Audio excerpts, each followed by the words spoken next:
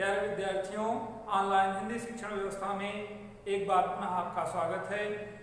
आज का जो वीडियो है वह आपके काव्य संकलन के प्रथम पाठ से संबंधित है। उस दिन हम लोग गद्य के विषय में थोड़ा सा पढ़े, तो आज हम काव्य का आरंभ करेंगे। काव्य संकलन में जो आपको पढ़ना है वह सब महाकाव्य है। अभी तक आपने खंड काव्य पढ़ा, काव्य पढ़ा। अब कक्षा 12 के पाठ्यक्रम में हम लोगों को महाकाव्य का अध्ययन करना है। महाकाव्य सदैव सर्गों में विभक्त रहता है। सर्ग का मतलब भाग होता है। जयशंकर प्रसाद कृत कामायनी, अयोध्या सिंह उपाध्याय कृत प्रिय प्रवास, मैथिली शरण गुप्त कृत साकेत, महादेवी वर्मा कृत यामा जैसे महाकाव्य हमारे पाठ्यक्रम में संकलित हैं। जो बोर्ड परीक्षा में प्रश्न होता है वह इससे संबंधित 10 अंकों का होता है। कितने अंकों का होता है? 10 अंकों का होता है। और इन 10 अंकों में 2 गुणे 5 अर्थात 5 प्रश्न होते हैं। 2-2 अंक के रहते हैं। पद्यांश पे आधारित उन प्रश्नों का उत्तर लिखना रहता है। तो आज के वीडियो में हम काव्य संकलन का आरंभ कर रहे हैं। कवियों की काव्य कला को हम अगले वीडियो में बताएंगे। आज का जो प्रकरण, आज का जो टॉपिक है वह कवियों के महाकाव्यों पर आधारित प्रश्नों के उत्तर से संबंधित है। कोई भी 2 पद्यांश दिया जाएगा, 8 पंक्ति दी जाएगी, उनमें संबंधित प्रश्न होगा। पहला प्रश्न संदर्भ से संबंधित होता है, दूसरा प्रश्न व्याख्या से संबंधित होता है, तीसरा प्रश्न उसके काव्य सौंदर्य से संबंधित होता है, चौथा प्रश्न उस काव्य के केंद्रांश पर संबंधित होता है और 5वां प्रश्न काव्य में प्रयुक्त शब्दों के एकार्थी, अनेकार्थी, विलोम, पर्यायवाची इत्यादि से संबंधित प्रश्न रहता है। तो आए आज हम अयोध्या सिंह उपाध्याय कृत प्रिय प्रवास का जो पाठ्यक्रम में एक सर्ग है, भाग है, वह है पवन दूतिका। कौन सा सर्ग है? पवन दूतिका। इसका अध्ययन करेंगे। इसका अध्ययन करने से पहले इस पाठ की जो महत्वपूर्ण विशेषता है वह हिंदी साहित्य के इतिहास के अंतर्गत पूछा जाता है, प्रतियोगी परीक्षाओं में पूछा जाता है। तो हम जब भी पाठ्यक्रम पढ़ाते हैं और आप पढ़ते हैं तो मेरा उद्देश्य रहता है कि आप अपने इस प्रकरण को अपने प्रतियोगी परीक्षाओं से जोड़कर पढ़ें। कक्षा 12 पास हो जाना ही आपका उद्देश्य नहीं है, बल्कि जो अंतिम लक्ष्य है वह सफलता प्राप्त करना। तो जब आप प्रतियोगी परीक्षाओं में जाएंगे तो उसमें आपके इस इंटर के सिलेबस से कैसे प्रश्न आएगा यह भी मैं आपको साथ साथ बताता चलूंगा। तो ध्यान दें, सबसे पहले जो प्रश्न आता है वह यह रहता है कि अयोध्या सिंह उपाध्याय को कौन सी उपाधि दी गई थी। तो लिखा गया, देखें, अयोध्या सिंह उपाध्याय को कवि सम्राट कहा जाता था। इन्हें कवि सम्राट की उपाधि दी गई थी। अगले जो प्रश्न है नेट, जेआरएफ और छोटी मोटी परीक्षाओं में ये सब प्रश्न पूछे जाते हैं कि जैसे द्विवेदी युग के प्रथम महाकाव्य का नाम लिखिए, या खड़ी बोली में लिखे गए प्रथम महाकाव्य का नाम लिखिए, कौन सा है। तो द्विवेदी युग और खड़ी बोली भाषा में लिखा गया पहला महाकाव्य है प्रिय प्रवास। ठीक है, प्रिय प्रवास द्विवेदी युग का प्रथम महाकाव्य है। ये प्रथम महाकाव्य द्विवेदी युग का है तथा खड़ी बोली का भी यह पहला महाकाव्य है। खड़ी बोली का प्रथम महाकाव्य यह है प्रिय प्रवास। दूसरा जो प्रश्न होता है रचना काल, बहुत पूछा जाता है। इंटर में ही कई बार बोर्ड परीक्षाओं में पूछा गया। प्रिय प्रवास का रचना काल है, चूंकि बहुविकल्पीय प्रश्न रहते हैं। तो प्रिय प्रवास का रचना काल 1914 ईस्वी है। 1914 ईस्वी में द्विवेदी युग माना जाता है। 1900 से 1922 तक। रामचंद्र शुक्ल 1919 से 18 ईस्वी मानते हैं ना। तो प्रिय प्रवास का रचना काल है 1914 ईस्वी। इतना क्लियर हो गया। प्रिय प्रवास में कुल 17 सर्ग हैं। अब आप सोचेंगे सर्ग क्या है, तो सर्ग का मतलब होता है भाग, अध्याय। जैसे एक पुस्तक है उसमें कुल 10 पाठ हैं, तो 10 जो है वही सर्ग आप कह सकते हैं। महाकाव्य सदैव सर्गों में बधा रहता है। प्रिय प्रवास में कुल 17 सर्ग हैं। जो हमारे पाठ्यक्रम में पढ़ना है वह पवन दूतिका है, या 9वां सर्ग है। या कौन सा सर्ग यह परिप्रवास का 9वां सर्ग है। तो ये थे कुछ ऐसे प्रश्न जो प्रतियोगी परीक्षाओं में पूछे गए हैं, पूछे जाएंगे। इनको आप अपने नोटबुक में प्रमुखता के साथ लिख लेंगे। अब हम अपने पाठ्यक्रम को पढ़ेंगे पाठ्य पुस्तक के सहारे। पुस्तक रखेंगे और पद्यांश को पढ़ेंगे, उसकी व्याख्या करेंगे, कठिन शब्दों के अर्थ बताएंगे, उसमें प्रयुक्त काव्य सौंदर्य को बताएंगे। वैसे हमने काव्य सौंदर्य यहाँ लिख दिया है, यही काव्य सौंदर्य संपूर्ण पवन दूतिका में है। देखें, जैसे खड़ी बोली पहले ही बताया गया, परिप्रवास खड़ी बोली का पहला महाकाव्य है। तो परिप्रवास में कौन सी भाषा है? खड़ी बोली। वर्णिक छंद है, ध्यान दें विद्यार्थी, ये नया है। अभी तक हम लोगों ने सिर्फ मात्रिक छंद पढ़ा, 11th तक, जिनमें मात्राओं की गणना होती है मात्रिक छंद, जिनमें वर्णों की गणना होती है उन्हें वर्णिक छंद कहते हैं। जैसे इंद्र वज्रा, उपेंद्र वज्रा, वसंत तिलका, ये सब वर्णिक छंद के उदाहरण हैं। तो वर्णिक छंद है। राधा का दुख कवि ने इसमें लिखा है, जहां दुख होता है वहां करुण रस होता है ना, मधुरता से युक्त है, इसलिए माधुर्य गुण है। अर्था अलंकार ने लिख दिया। ये आप देखें, बहुत ही अगर आप थोड़ा सा भी अपना प्रेजेंट माइंड स्ट्रांग किए रहेंगे तो परीक्षा में अंक लेना बहुत सरल है। जैसे आपको नहीं समझ में आ रहा है कि इसमें उपमा है, रूपक है, उत्प्रेक्षा है, कौन सा है, तो आप क्या लिख देंगे? अर्था अलंकार। उपमा, रूपक, उत्प्रेक्षा सब क्या है? अर्थालंकार है। अलंकार, शब्दालंकार, अर्थालंकार। शब्दालंकार 3 है ना, अनुप्रास, श्लेष, यमक। उसके अतिरिक्त उपमा, उत्प्रेक्षा, रूपक, अतिशयोक्ति, ये सब अर्थालंकार है। तो आए, काव्य सौंदर्य सब में कॉमन है। कोई भी पद्यांश होगा सब में इसको आप बहुत ही प्रमुखता के साथ, सरलता के साथ लिख सकते हैं। तो चलें, आज के पाठ्यक्रम में हम अपने इस कविता को शामिल करते हैं और पढ़ते हैं। प्रसंग जान लें। भगवान कृष्ण ब्रज से मथुरा चले गए, जिसके कारण संपूर्ण ब्रज दुखी है और विशेष तौर पर राधा दुखी है। कृष्ण गए, ना कोई उनका संदेशा आया, ना ही उनके विषय में कोई जानकारी हुई। राधा अकेले अपने महल के कमरे में बैठी हैं, खिड़कियों से हवा आ रही है, जिसके कारण वह दुखी है और उसी आती हुई हवा को अर्थात पवन को दूत बनाती है ना, और अपने मन के भावों को कृष्ण तक पहुंचाने का काल्पनिक मत प्रकट करती हैं। क्योंकि कवि जो हैं, कहा जाता है जहां न पहुंचे रवि वहां पहुंचे कवि। तो कवियों की भावना और साहित्य और काव्य का उद्देश्य ही होता है कि हम अपनी भावना से खूब दूरदर्शी, जितने ज्यादा से ज्यादा सोच सकें उतना ज्यादा से ज्यादा कल्पना करें। तो चलिए देखें, पहला जो पद है, बैठी खिन्ना एक दिवस वह गेह में थी अकेली। वह अर्थात राधा एक दिन खिन्न मन से, दुखी मन से अपने घर में अकेली बैठी थी। आके आंसू दृग युगल में थे धरा को भिगोते। दृग का मतलब नेत्र, युगल बीच में जो चिन्ह लगा है इसके द्वारा यहाँ पर रूपक अलंकार है। दोनों नेत्रों से आंसू गिर करके धरा अर्थात पृथ्वी को भिगो रहे थे। आई धीरे इस सदन में पुष्प सदगंध को ले। इस सदन में धीरे से सदगंध का मतलब सुगंधित वायु प्रवेश करती है। प्रातः वाली सुपवन इसी काल वातायनों से। वातायन का मतलब होता है खिड़की, वात का मतलब हवा, आयन का मतलब स्थान, हवा आने का स्थान अर्थात खिड़की।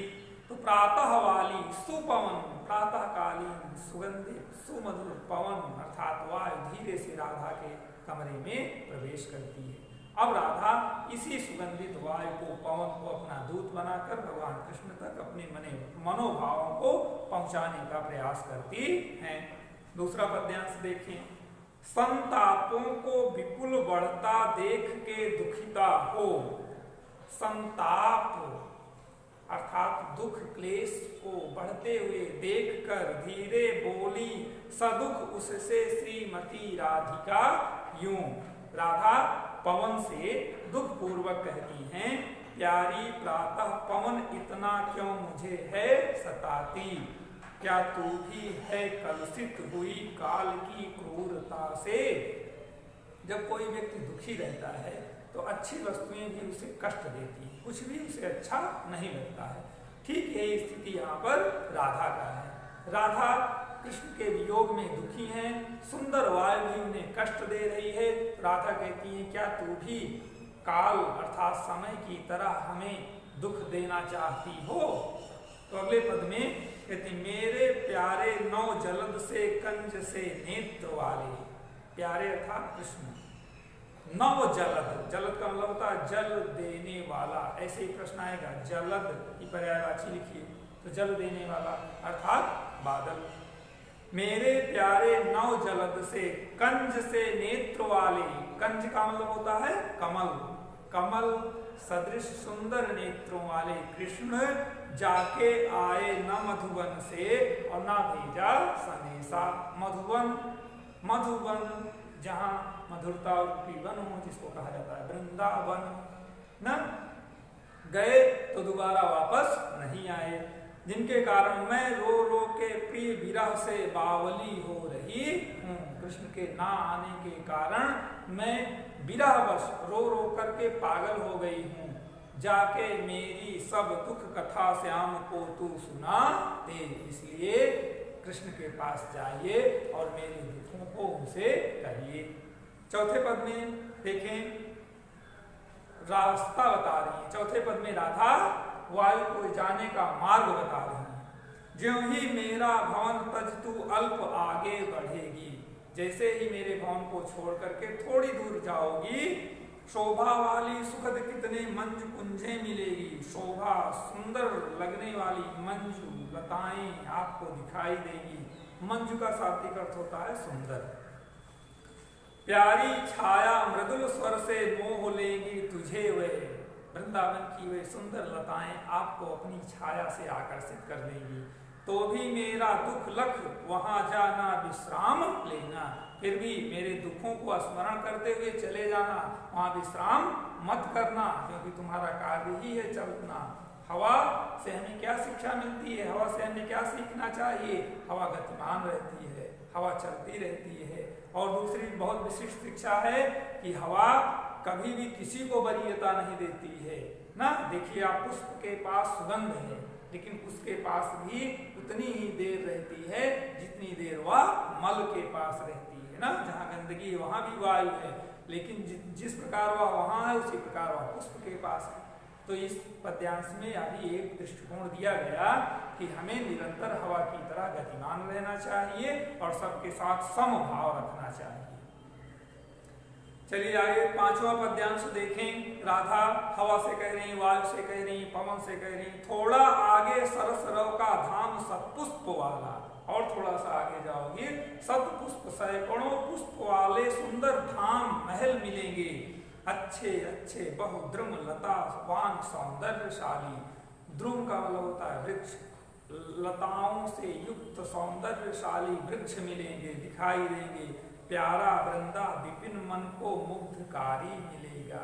विपिन जो है वो जंगल की पर्यायवाची है ना, वृंदावन वृंदा विपिन, तो प्यारा वृंदावन मन को मोहने वाला आपको दिखाई देगा। आना जाना इस विपिन से मुंह माना न होना, आना जाना उस रास्ते से आना भी जाना भी तथा परंतु उसके प्रति मोहित मत होना। चलें छठे पद्यांश पर पहुंचते हैं और देखते हैं राधा अपने मन की भाव को कैसे वायु के माध्यम से कृष्ण तक पहुंचाने का कार्य करती हैं। इसीलिए सिंह उपाध्याय जी ने इसका शीर्षक दिया पवन दूतिका।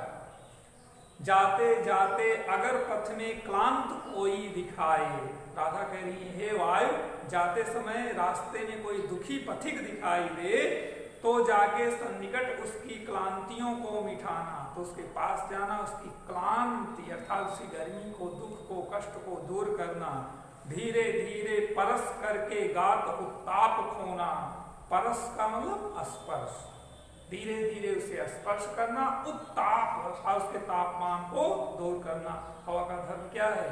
वह हमें शीतलता देती है। तो यह नहीं कि आपसे किसी ने कोई कार्य कहा करने के लिए, तो उस कार्य को करने के लिए आप अपने धर्म को छोड़ दें, अपने कार्य को छोड़ दें ना। जैसे आप विद्यार्थी हैं, पढ़ाई करना विद्या आपका पहला उद्देश्य है। घर पर है, माता जी ने कोई कार्य कहा तो यह नहीं कि अब आप पढ़ना छोड़ देंगे या कार्य को छोड़ देंगे, वो कार्य अतिरिक्त है, पढ़ाई आपका मूल कार्य है। तो इस प्रकार सदग्रंथों से श्रमित जन को हर्षितों सा बनाना।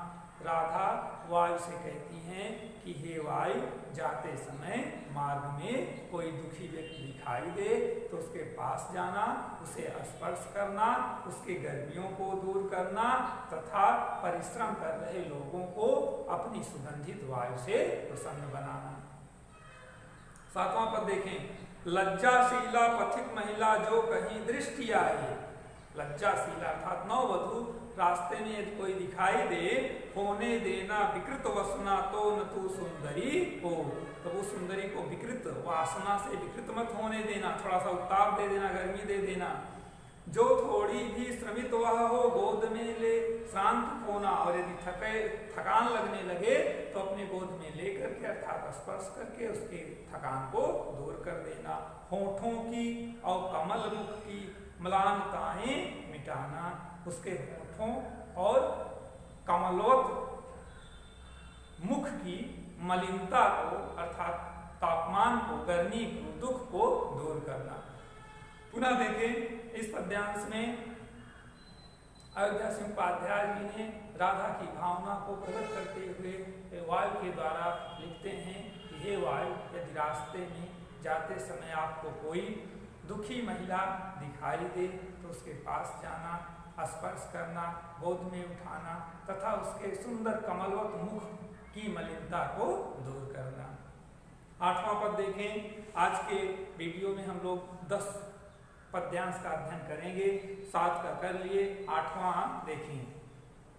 आगे राधा कहती हैं कि कोई क्लांता कृषक ललना खेत में जो दिखावे। ललना स्त्रीलिंग शब्द है। कृषक ललना का मतलब किसान की कोई स्त्री यदि खेत में कार्य करते हुए दिखाई दे तो धीरे धीरे परस उसकी, परस का मतलब स्पर्श करके क्लांतियों को मिटाना, क्लांत का मतलब दुखों को दूर करना। जाता कोई जलद यदि हो व्योम में तो उसे ला। हवा का धर्म क्या है? केन किम बरसते। वायु जो है वो पानी का दाता है, हवा के चलने से ही बादल बनते हैं और उन बादल से वर्षा होती है। तो आकाश में जो कोई जलद दिखाई दे तो आप उसको ला करके छाया द्वारा सुखित करना, बादलों की छाया से उसे सुख प्रदान करना। तप्त भूतांगना हो, स्त्री की पर्यायवाची है भूतांगना, जब कभी क्रोधित होती हैं तो उस क्रोध आवेश में आए हुए स्त्री स्वरूप को भूतांगना कहा जाता है।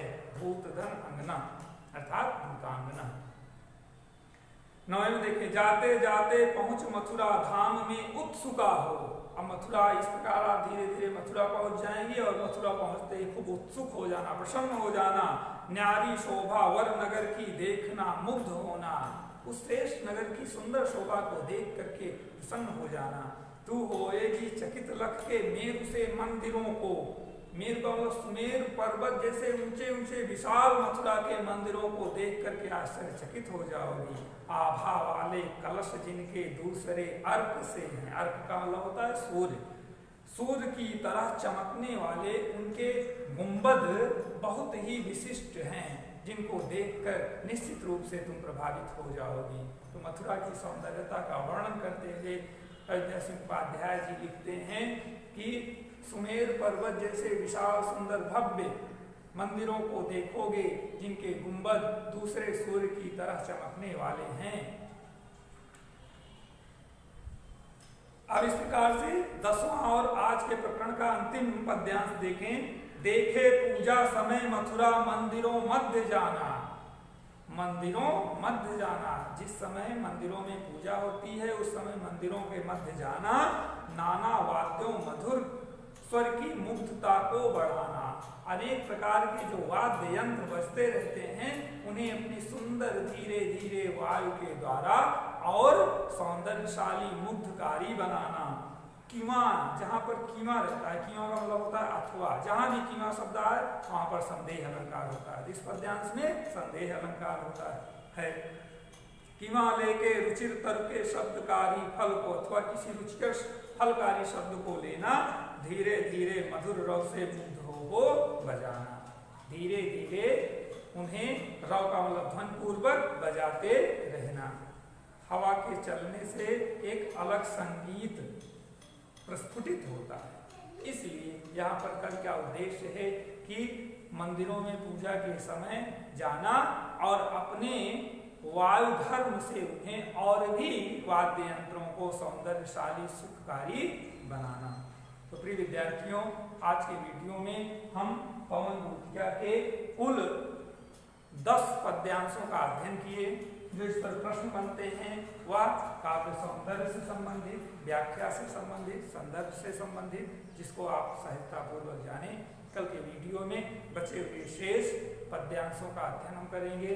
गृह कार्य में पहला, 5वां, 7वां तथा 10वां। पुनः सुने, पहला, 5वां, 7वां और 10वां इन पद्यांशों पर आधारित प्रश्न बनाकर स्वयं उत्तर लिखेंगे। तब तक के लिए धन्यवाद।